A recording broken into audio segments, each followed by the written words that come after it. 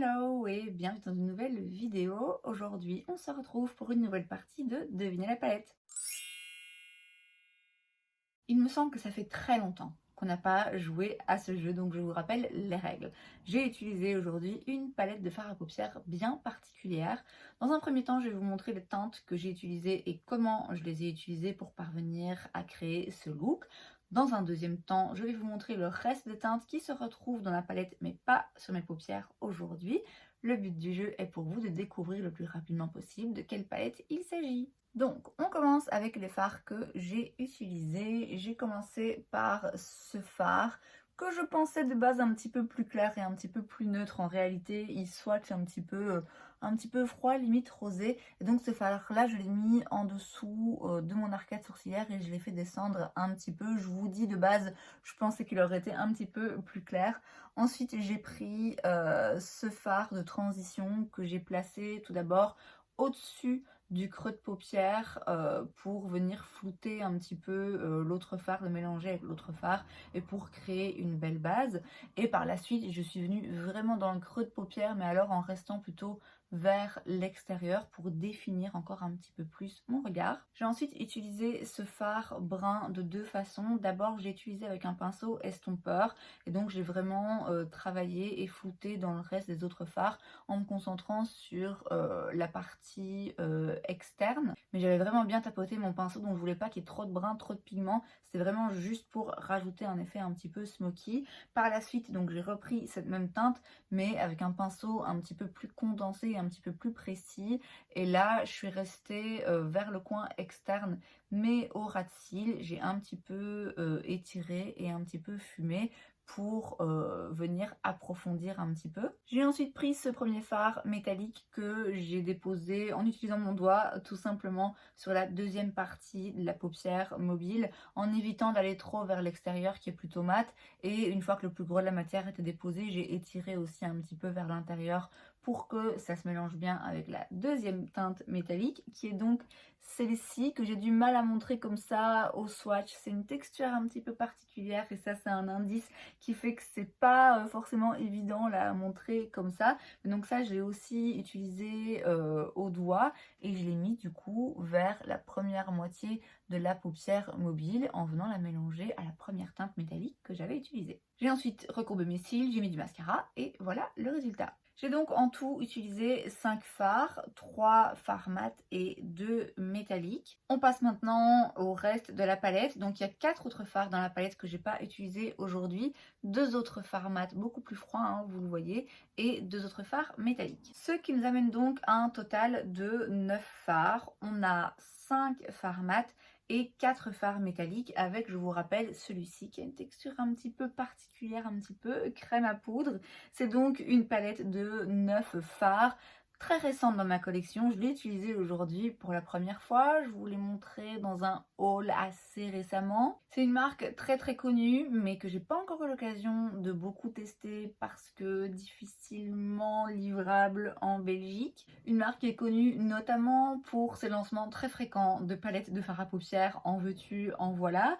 Et vous remarquez qu'on est sur une harmonie neutre, mais quand même qui tire un petit peu vers le froid, avec quelques teintes un petit peu taupe, histoire de vous donner un indice supplémentaire. Alors, est-ce que vous avez trouvé de quelle palette il s'agit? La palette que j'ai utilisée aujourd'hui, c'est la That's Taupe de chez Colourpop. Elle ressemble à ceci à l'intérieur. Donc je vous l'ai dit, 5 fards mat, 4 lumineux, et ça c'est le petit Super Shark dont je vous parlais qui est vraiment très beau, mais c'est vrai que c'est difficile du coup à bien montrer en swatch. Il s'agit d'une palette que j'ai achetée lors de mon voyage à New York et que je vous avais montré hein, du coup dans ce fameux haul. C'était donc aujourd'hui la première fois que j'utilisais cette palette. J'ai d'ailleurs filmé la création de ce look, ça arrivera sans doute d'ici quelques jours si vous voulez voir un peu plus précisément ce que j'ai fait et comment je l'ai fait, même si là je l'ai expliqué vaguement. Donc je vais essayer de pas trop me répéter parce que je vous explique déjà dans cette prochaine vidéo un petit peu ce que j'en pense. Mais globalement, d'abord en termes d'harmonie de couleurs, je la trouve jolie, Je l'ai choisi parce que c'était assez simple et passe-partout, donc je peux pas lui reprocher d'être simple et passe-partout. Clairement, c'est pas l'harmonie de couleur du siècle, c'est pas quelque chose de neuf ou de différent, on est sur du neutre, mais je vous dis, moi c'est pour ça que je l'ai prise. Cela étant dit, je trouve que c'est une très belle palette de neutres, parce que dans un premier temps, je trouve qu'on a une bonne distribution dans les fards mat et lumineux.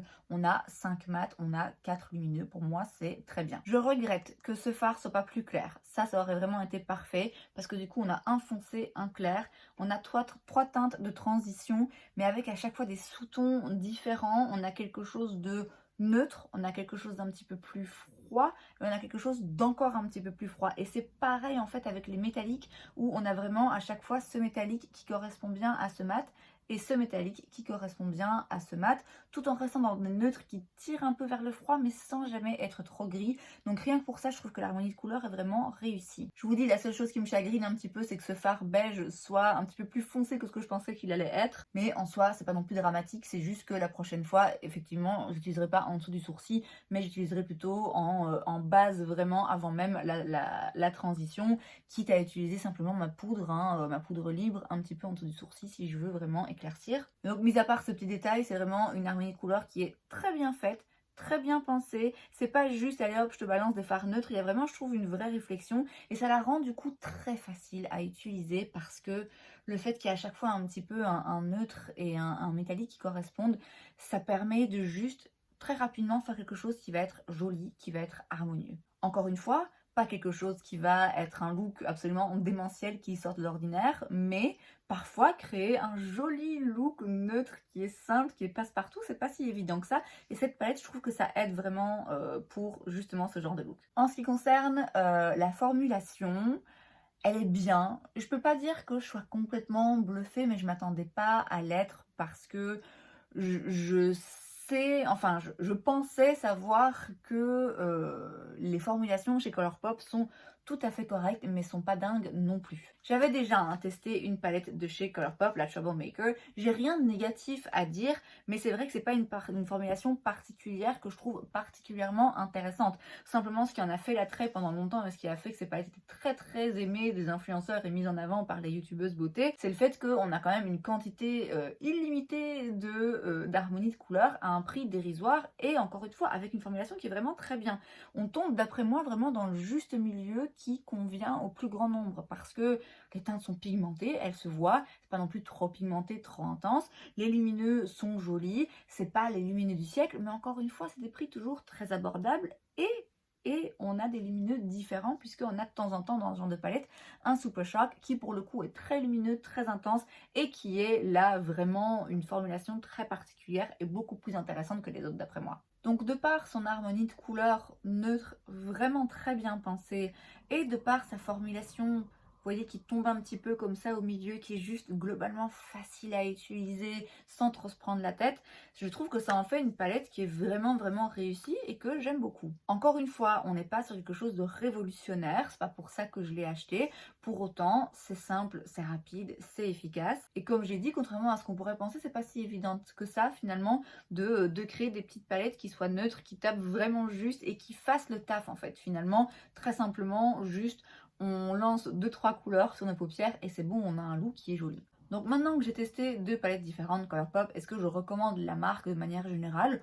Oui, je pense que si on peut y avoir accès sans payer des frais de douane et de port démentiels, c'est vraiment intéressant, parce que, je vous l'ai dit, les formulations sont nickel, il n'y a rien de négatif à dire, et les harmonies de couleurs sont, bon, si pas toujours incroyables, au moins parfois intéressantes, et surtout, il y a de tout pour tout le monde, il y en a vraiment pour tous les goûts. Si vous cherchez une harmonie de couleurs particulière, a priori, vous la trouverez sur Colourpop. Est-ce que j'estime que la marque en termes de palette est incontournable et vraiment on ne peut pas passer à côté?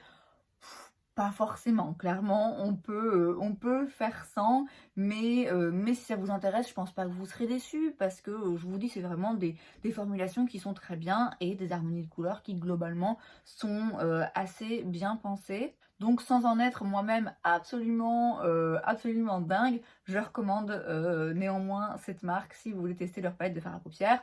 Est-ce que je recommande cette palette particulièrement, cette harmonie de couleurs en particulier? J'ai envie de vous dire, ça dépend ce que vous recherchez. Si vous préférez une palette de colorés, non, de toute évidence, ne prenez pas ça. Maintenant, si vous cherchez une petite palette de neutre qui tire un petit peu sur le froid, mais que vous n'avez pas envie de tomber dans quelque chose qui soit trop gris ou un peu bleuté, franchement, elle est vraiment très bien faite. Je trouve encore une fois que les sous-tons des fards sont vraiment très bien travaillés, c'est très précis, c'est très réfléchi. Moi je ressens vraiment la réflexion dans les teintes choisies pour cette palette. Donc si c'est le genre d'harmonie de couleurs et de teintes qui vous plaisent, franchement je vous la recommande vivement. Et c'est donc tout pour cette vidéo, j'espère que ça vous a plu. Si c'est le cas, n'hésitez pas à laisser un like. Vous pouvez aussi vous abonner à ma chaîne parce que c'est gratuit, donc pourquoi pas. Et moi je vous vois la prochaine fois. Bye.